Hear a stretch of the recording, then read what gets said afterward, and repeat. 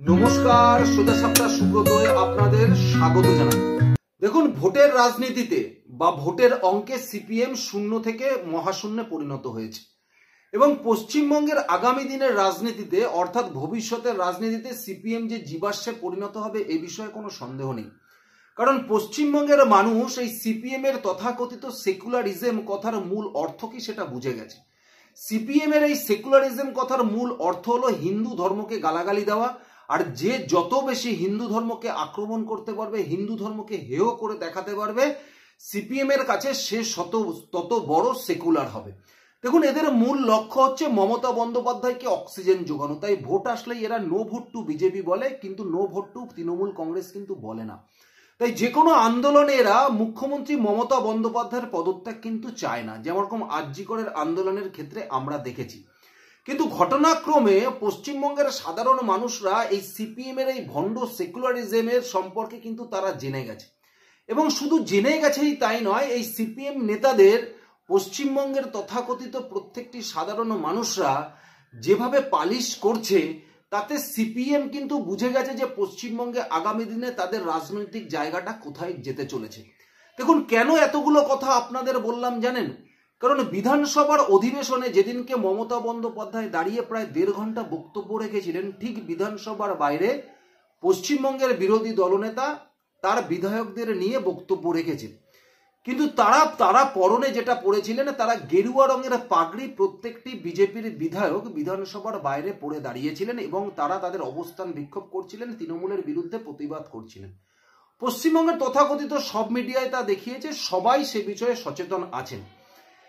কিন্তু এই বিজেপি বিধায়কদের এই গেরুয়া রঙের পাগড়িকে উদ্দেশ্য করে সিপিএম বলতে শুরু করেছে বাঙালি এবং নন বেঙ্গলি কালচার। সিপিএম বলতে শুরু করেছেন যে কোথাও যেন বাইরের রাজ্যের, বিশেষ করে নন বেঙ্গলি অধ্যুষিত রাজ্যের কালচার নাকি আমাদের রাজ্যে চলে আসছে এই গেরুয়া পাগড়িকে কেন্দ্র করে। এবং তারপরে দাঁড়িয়ে এই সমস্ত নেটিজেনরা বা যারা যারা সোশ্যাল মিডিয়া ফলো করেন তারা সেই সিপিএম এর নেতাকে যে পরিমাণ ধুয়েছে, শুভেন্দু অধিকারী তো ধুয়েছেই, যে পরিমাণ ধুয়েছে তা আপনাদের একটু নিদর্শন দেখায়। দেখুন, সিপিএম এর এই নেতৃত্বটাকে আপনারা চেনেন, এর নাম হলো সায়ন ব্যানার্জি। ইনি তমলুকে 2024-এ সিপিএম এর হয়ে প্রতিদ্বন্দ্বিতা করেছিলেন, যেখানে বিজেপির তরফ থেকে এক্স বিচারপতি অভিজিৎ গাঙ্গুলি দাঁড়িয়েছিলেন এবং তিনি জয়লাভ করেছিলেন। এই সায়ন ব্যানার্জি তার সোশ্যাল মিডিয়ায় অর্থাৎ ফেসবুক পেজে শুভেন্দু অধিকারী সহ বিজেপিদের যারা গেরুয়া পাগড়ি পরেছিলেন তাদের ছবিটি ফেসবুকে দিয়ে তিনি একটি উক্তি করেছিলেন। তিনি লিখেছিলেন যে মাথায় পাগড়ি দেখে বোঝা মুশকিল এটা বাংলার বিধানসভা নাকি কোনো হিন্দিভাষী রাজ্যের বিধানসভা। এত বাঙালি বিদ্বেষী কেন, কিসের জন্য? এই শুভেন্দু বাবুই তো পূর্ব মেদিনীপুরের বুকে রাজনীতি করতে গিয়ে বারংবার সতীশ সামন্ত, সুশীল ধারার আবেগকে শান দিয়ে ভাষণ দেন। সেই শুভেন্দু অধিকারীর নেতৃত্বে বিজেপি বিধায়কদের দেখলে বাঙালির নিজস্বতা খুঁজে পাওয়া মুশকিল। 2014 থেকে বিজেপি বাংলায় সংসদীয় রাজনীতিতে আসন জিতেছে। 2021 সালে বাংলার মানুষ বিজেপিকে প্রধান বিরোধী দলের আসনে বসালো, কিন্তু বাস্তবতা দেখে বোঝাই যাচ্ছে বিজেপি আজও বাঙালিয়ানাকে আপন করে নিতে পারেনি। গো বলয় রাজ্যের সংস্কৃতির প্রয়োগ বাঙালি আগেও মানেনি আর ভবিষ্যতেও মানবে না। তাহলে কোথাও একটা বাঙালি আর অবাঙালির মধ্যে যেন বিভেদ তৈরি করতে চাইলো এই সায়ন ব্যানার্জি। যেভাবে মমতা বন্দ্যোপাধ্যায় বিজেপিকে নিয়ে বলতে গিয়ে বারবার বাঙালি এবং অবাঙালির মধ্যে বিভেদ করে, বাংলা পক্ষ বাঙালি আর অবাঙালির মধ্যে বিভেদ করে এই তৃণমূল বিরোধী জোটটা যাতে এক জায়গায় না আসে সেই ব্যবস্থা করে, ঠিক একই রকমভাবে সিপিএম এর সায়ন ব্যানার্জির মুখ থেকেও কিন্তু একই উক্তি। কিন্তু তার এই পোস্টে আপনারা দেখুন, না হলেও প্রায় এখন অবধি প্রায় 1700 জন কমেন্টস করেছে। প্রায় 1700 জন তার এই পোস্টে কমেন্টস করেছে। এবং আমি ভাবলাম যে সত্যি হয়তো সায়ন ব্যানার্জি পোস্ট করেছেন ফেসবুকে, কমেন্টসে নিশ্চয়ই সেরকম কিছু আসবে। কিন্তু আমি কমেন্টসগুলো দেখে সত্যি ভাবলাম যে পশ্চিমবঙ্গের হিন্দুত্ব কিভাবে তারা অনুভব করেছে, পশ্চিমবঙ্গের এই বামফ্রন্টের ধর্ম নিরপেক্ষতার নামে এই হিন্দু ধর্মের বিরুদ্ধে বারবার মানুষকে অবগত করানো, এই হিন্দু ধর্মের বিরুদ্ধে গালাগালি দেওয়া, কিন্তু সেক্ষেত্রে দাঁড়িয়ে মুসলিমদের নিয়ে তথাকথিত একটা কথাও এদের মুখে দেখবেন না, যেখানে দাঁড়িয়ে এরা বাংলাদেশের হিন্দুদের ওপরে একবারও অত্যাচার স্বীকারও করে না, কিন্তু প্রত্যেকটা ক্ষেত্রে এরা প্যালেস্তাইনে কি হচ্ছে সেই নিয়ে কথা বলে। এরা এই ভারতবর্ষের কোনো সৈনিকরা, ভারত মাতার সন্তানরা মারা গেলে সে নিয়ে এরা দুঃখ প্রকাশ করে না, কিন্তু কাশ্মীরে যদি কোনো জঙ্গি মারা যায় সেক্ষেত্রে তারা দুঃখ প্রকাশ করে আজাদি স্লোগান দেয়।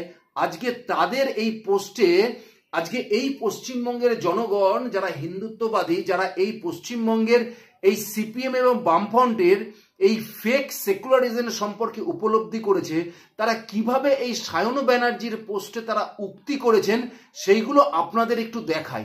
আমি ওই জন্য তার পোস্টগুলো ভিডিও আকারে আপনাদের সামনে রাখছি। প্রথম থেকেই প্রায় 2 মিনিট আপনারা একটু পোস্টটা দেখে নিন, এবং এই 1700 কমেন্টসের মধ্যে দিয়ে প্রায় না হলেও 1600 কমেন্টসই এই সায়ন বন্দ্যোপাধ্যায়কে যে লেলিনের খাট দেখিয়ে দিয়েছে এ বিষয়ে কোনো সন্দেহ নেই। এবং তার সঙ্গে সঙ্গে এই পশ্চিমবঙ্গের এই সিপিএম এর ভবিষ্যৎ কি হতে চলেছে এবং সিপিএম এর এই ভণ্ড সেকুলারিজমের সম্পর্কে যে কি ধারা পশ্চিমবঙ্গের মানুষ উপলব্ধি করতে পারছে সেটা বুঝিয়ে দিয়েছে।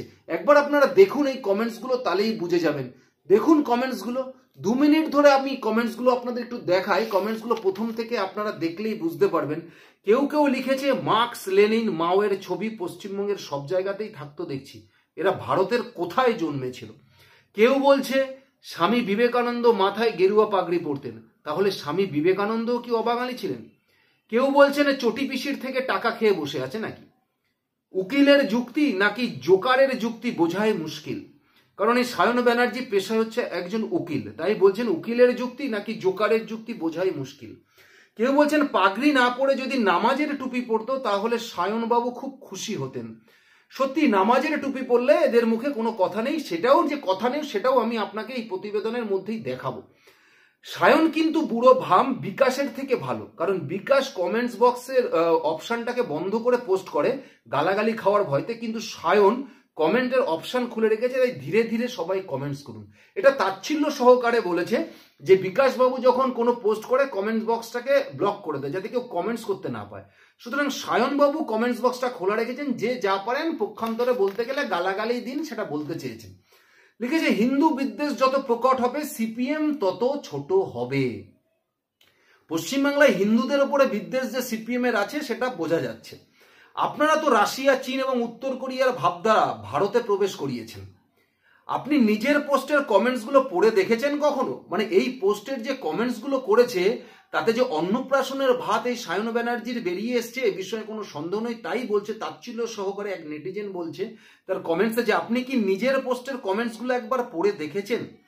প্রশ্নকর্তা বিদেশি রাজনৈতিক দলের কর্মী একজন বলছে যে প্রশ্নটা এটা করেছে, যে পোস্টটা করেছে ইনি হলো বিদেশি রাজনৈতিক দলের কর্মী।